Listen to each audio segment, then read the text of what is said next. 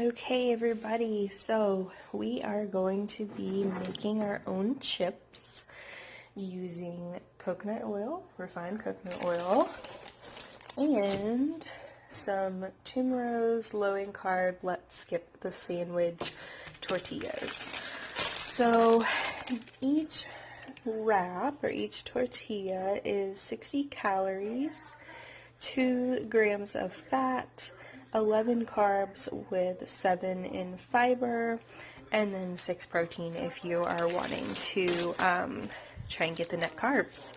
So first what you want to do is you want to make sure that you have the bottom of the pan completely covered in coconut oil. And once that all melts, we'll get started.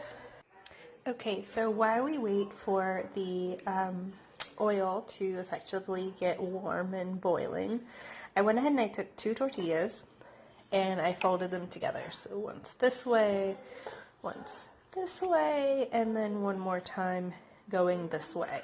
I do that because I want to make cuts on all of these seams so that I get chips that are this size. We have folded everything. I'm going to open that seam back up and I'm going to cut right along like this. Almost. We need sharper knives. Those are now separated. Now I'm going to open this side back up. Make sure that this is fully cut here. I'm going to open this back up and cut the seam. And this is just, me trying to make sure that we're getting equal size chips. Just because my husband is a little bit OCD.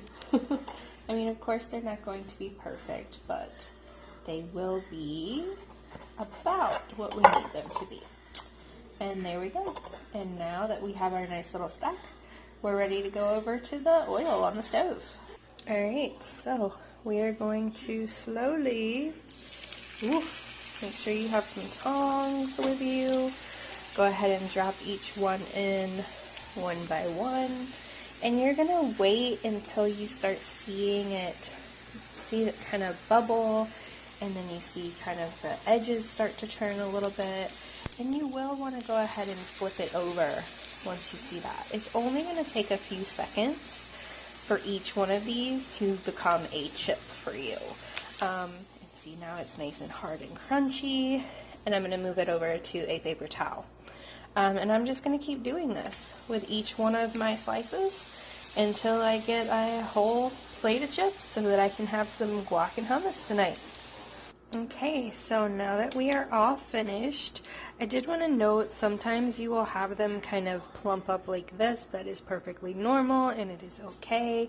Make sure that you do have a well-lined paper plate with paper towels or some other type of towel that you use, just because you do want to make sure that all that oil drains off. Always make sure you have your tongs, because that's a biggie. And make sure that you also put your vent on as well if you have the overhead vent, just because you don't want your kitchen to get super smoky. So now what we're going to do is I'm going to divide these up with some hummus and guac and some different cheeses and snacks for my husband and I to have for dinner tonight. Okay, so after we made our chips, I scooped out some guac as well as some onion hummus and put on this side of our tray for us to eat.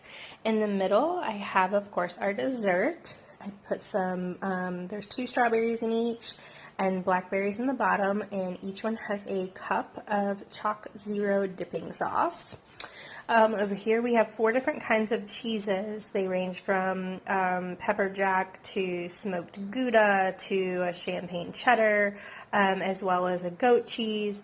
They're all just different things that most of them were made here in New York for us to try. And then the last thing is, of course, the Polish sausage and salami on the end. I like to cut mine up because I like a little bit of spicy mustard on all of them, whereas my husband likes to eat his like this. And I do have extras, of course, for him because he is not necessarily doing keto, but I am. Everything on here is fairly low in carbs. This to me is probably the highest carb.